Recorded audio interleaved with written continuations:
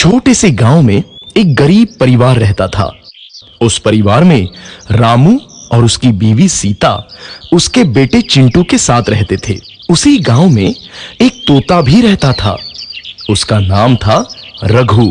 वो किस्मत का धनी था। जहां भी जाता वहां किसी भी चीज की कमी नहीं पड़ती थी। एक दिन रघु उड़ते उड़ते उस गरीब परिवार के घर गया। रघु सोचता है, अरे वाह, लगता है यहाँ आज बहुत अच्छा खाना मिलेगा।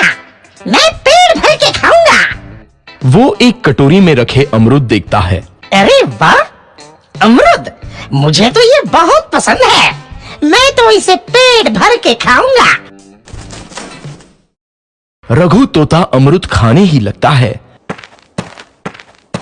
तभी सीता रघु को अमरूद खाते देखती है तो गुस्सा हो जाती है और उसे वहां से भगा देती है। भाग यहाँ से, न जाने कहां से आ जाते हैं। मैं तो परेशान हो गई हूं इनसे। सीता के भगाने के बाद रघु चुपचाप से एक कोने में रहता है। धीरे धीरे उस परिवार की बरकत होने लगती है। एक दिन रामू और सीता खाना खाते वक्त बातें करते हैं। आजकल हमारी बहुत तरक्की हो रही है, काम भी अच्छा चल रहा है। रामू कहता है। इस पर सीता कहती है, सच कहा, भगवान हमेशा ऐसे ही हम पर मेहरबान रहे। बेटा चिंटू भी कहता है, पिताजी मुझे खिलौना लेके दो ना, मेरे सभी दोस्तों के पास है। रामू कहता है, ठीक है, जरूर लाऊंगा।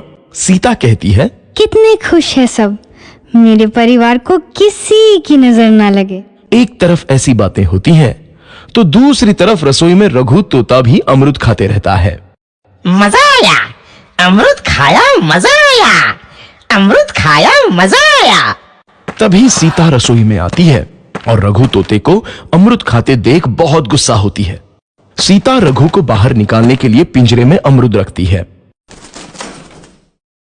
रघु जब अमरूद खाने लगता है तो पिंजरे का दरवाजा बंद हो जाता है और वो उसमें फंस जाता है। मुझे बाहर निकालो, मैं यहाँ फंस गया हूँ, मुझे बचाओ। अगले दिन सीता पिंजरा उठाकर बाहर दूर उस रघु को छोड़ देती है। रघु के जाते ही उनके घर आई बरकत धीरे धीरे कम हो जाती है। उन्हें बहुत घाटा होता है। सीता कहती है, ये क्या हो रहा है, अचानक इतना कैसे बदल गया? अभी तक तो सब कुछ अच्छा चल रहा था। रामू कहता है, लगता है भगवान हम पर रूठ गए हैं। चिंटू भी कहता है, लगता है अब मुझे खिलौने भी नहीं मिलेंगे। और वो रोने लगता है और बाहर चला जाता है। कुछ दिन बाद रघु तोता फिर से उस घर में आता है। वापस आया, मैं वापस आया, अब मैं जमकर अमरूद खाऊंगा। रघु सीधा रसोई घर में चला जाता है और अमरूद खाने लगता है।